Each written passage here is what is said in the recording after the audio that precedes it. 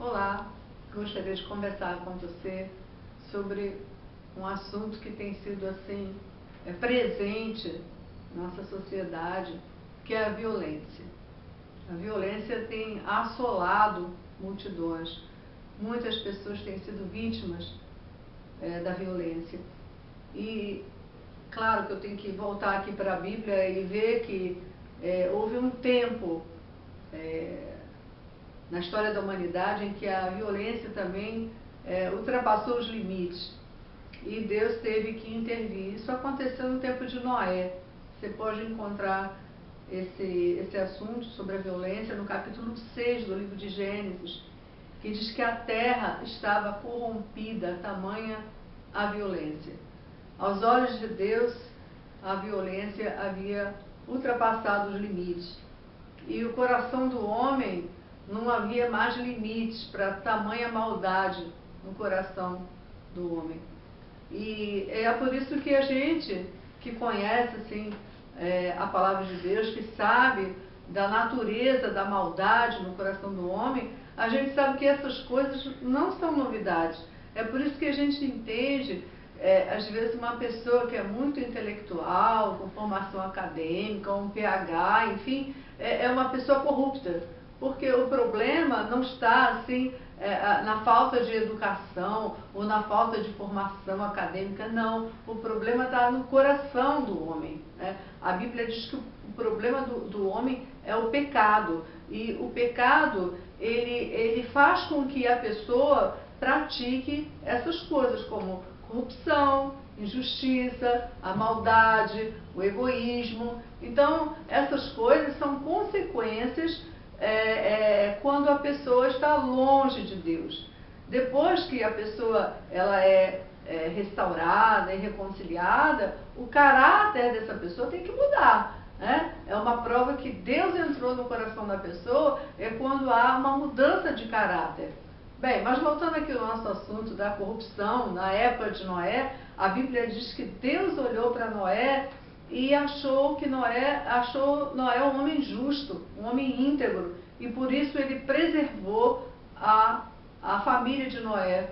Justamente Noé e sua família foram salvos. Você com certeza conhece a história, né? Onde Deus então, ele disse que ele havia se arrependido de ter criado o homem, tamanha a maldade que havia no coração, a terra totalmente estava corrompida, quando então o Senhor mandou que Noé construiu a arca. Essa história todo mundo conhece.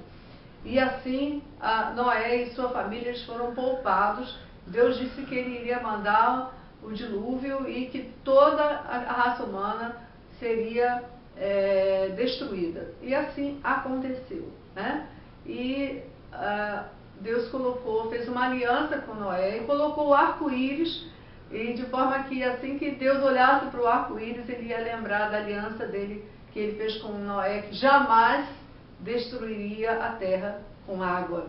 Então, isso é uma palavra que Deus jamais vai destruir o planeta Terra com água.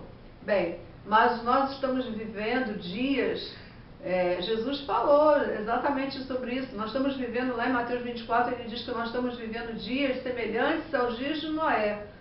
Tamanha violência, a corrupção do homem, que não há limites para o pecado. E o apóstolo Paulo, ele também fala em Romanos, capítulo 3, ele traça assim, um perfil do homem que não teme a Deus. Ele diz que essa pessoa, aliás, todos os homens pecaram, né? Ele diz lá em Romanos 3, 23, que todos pecaram e carecem da glória de Deus. E pelo fato da humanidade ter completamente se afastado de Deus, o homem se tornou assim egoísta. E a Bíblia diz que não há nenhum justo sequer. Não há. Ninguém é justo, ninguém é perfeito. Não existe nenhum líder espiritual que seja sem pecado. Não existe. Você pode pensar em todas as religiões aí que você já ouviu falar, não existe ninguém que não precise do amor incondicional de Deus, do perdão de Deus. Todos estão destituídos da glória de Deus, todos se perderam e precisam do Salvador, que é Jesus. Então, o perfil do homem do século XXI, por exemplo, é exatamente como está escrito lá em Romanos 3. A Bíblia diz que não há nenhum justo sequer, todos se extraviaram da verdade, todos estão distantes se extraviaram, não há quem faça o bem, né? Não há quem busque a Deus, né? Os seus pés são velozes para derramar sangue. Olha, a gente vê assim exatamente o perfil do homem do século XXI. A Bíblia continua dizendo, narrando como é essa pessoa que não tem temor de Deus. A Bíblia diz que não há temor de Deus, né, na vida dessas pessoas, e a garganta dessas pessoas é como um sepulcro caiado. Está escrito lá em Romanos capítulo 3, você pode conferir. Você imagina um sepulcro aberto. Assim é a boca do ímpio. O ímpio é aquele que não aceita as coisas de Deus. É aquele que não se converteu, né? Ele vive na impiedade, né? A impiedade, a dor da impiedade mora no coração dele. Mas foi para isso que Jesus veio, justamente para limpar esse coração. Jesus veio para aquele que está perdido em seus delitos e pecados. Foi para isso que Jesus veio. Ele veio para os pecadores. Jesus disse, ele mesmo disse, olha, os sãos, né, não precisam de médico. Aquela pessoa que acha que não precisa, né? Ele veio para aquele que precisa, aquele que reconhece que é pecador, que precisa de um Salvador. Bem, mas voltando ao assunto da violência, da mesma forma que Deus determinou o juízo naquela época de Noé, eu gostaria de comentar com você também que Deus, há pessoas que perguntam, né, é verdade que vai acontecer o dia do juízo final? Tem gente que pergunta, até passa na televisão, né, o fim do mundo, coisa e tal, né, como se fosse assim uma brincadeira, mas o fato é que a palavra de Deus garante sim, lá no livro do Apocalipse, no capítulo 20, no versículo 11, fala sobre o dia do juízo final, né? A Bíblia diz lá no livro de Apocalipse, Apocalipse quer dizer revelação. Então, Deus deu, através de Jesus, que é Deus, ele deu essa revelação para João, que é discípulo de Jesus, era discípulo de Jesus. E então ele disse que a revelação foi dada aos servos dele, né? O servo é o cristão, aquele que já tem compromisso com o Senhor, para que nós possamos saber o que vai acontecer. Está escrito lá no primeiro capítulo que a revelação foi dada aos seus servos, revelando as coisas que em breve acontecerão. E lá mesmo nesse capítulo 1, no versículo 3, diz, bem-aventurados aqueles que leem, aqueles que ouvem as palavras da profecia desse livro e guardam as coisas que estão escritas, porque o fim está próximo, a volta do Senhor, né? E após o arrebatamento, que nós falamos no vídeo anterior, o arrebatamento da igreja, aqui na Terra vai começar um outro tempo, né? Uma outra forma de governo, que vai surgir um líder político, mas aí já é um outro assunto. Mas o dia do juízo final vai chegar? Sim, mas tem muita coisa para acontecer antes disso, muita coisa para acontecer. Mas nós vamos nos deter justamente a esse tribunal, a esse juízo que vai acontecer, que está lá em Apocalipse, no capítulo 20, no versículo 11, João disse que ele viu um grande trono, um trono branco e alguém assentado, né? Que é o Senhor Jesus, Todo-Poderoso. Então ele viu. E ele disse, João, ele disse que ele viu, claro, inspirado pelo Espírito Santo, teve essa profunda revelação. Ele disse que ele viu pequenos e grandes diante do trono. Aqui, pequenos e grandes se refere à classe social, né? Várias pessoas de várias classes sociais, pequenos e grandes, poderosos, ricos e pobres, enfim, colocados de pé diante do trono.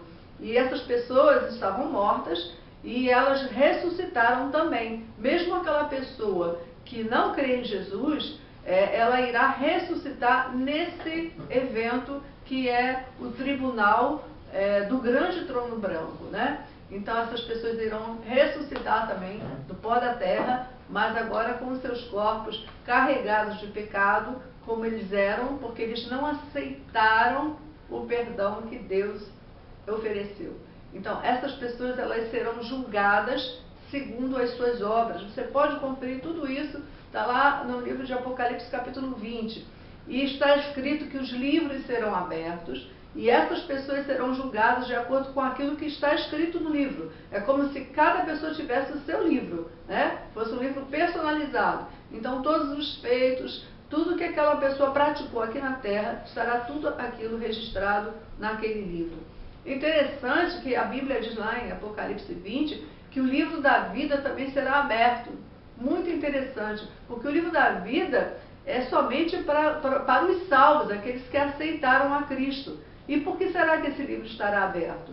Para mostrar, Deus é tão justo, Ele vai mostrar para aquelas pessoas ímpias que rejeitaram o Senhor, que não aceitaram o sacrifício de Cristo, que o nome delas não está escrito no livro da vida.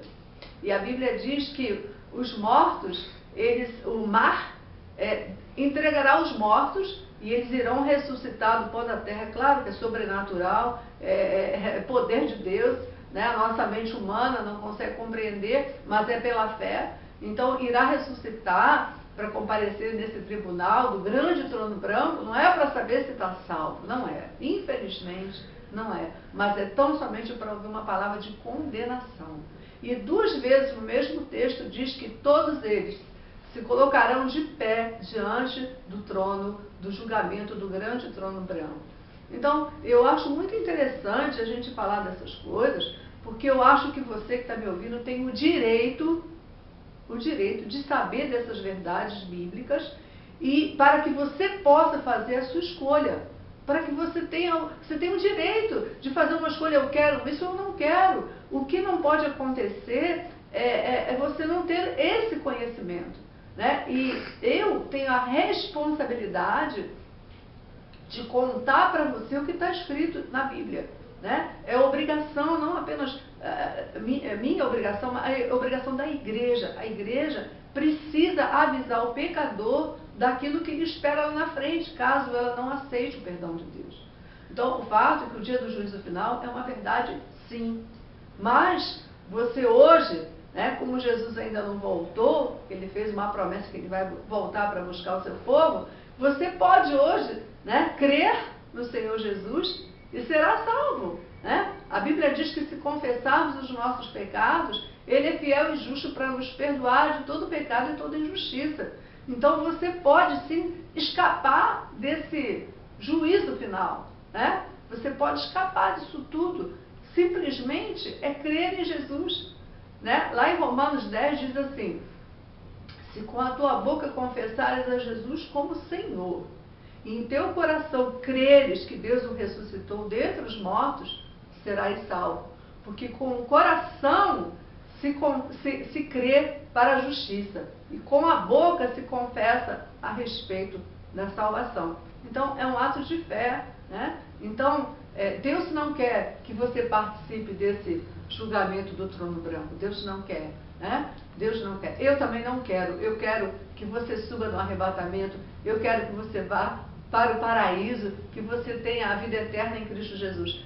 Simplesmente é dizer: Senhor, eu creio, eu aceito, eu acredito que Jesus veio morrer pelos meus pecados, sim. Eu quero ressuscitar com um corpo incorruptível, um corpo revestido de imortalidade, um corpo perfeito. Foi para isso que Jesus veio. Ele não veio para você se perder e ficar debaixo de condenação. Ele veio para te dar a vida eterna, né? E eu e você, nós podemos estar juntos na família de Deus, né? Então, você pare para pensar nesse assunto, né? É muito importante. Onde é que você vai passar a eternidade, né? Faça a melhor escolha da sua vida. É a melhor escolha, né? Você precisa decidir isso aqui na Terra, enquanto você está morando aqui. Depois que partir da Terra, não tem mais jeito, né? Então, creia nessa palavra. Que Deus abençoe seu coração. Eu quero muito que você vá morar no céu comigo. Amém? Deus te abençoe.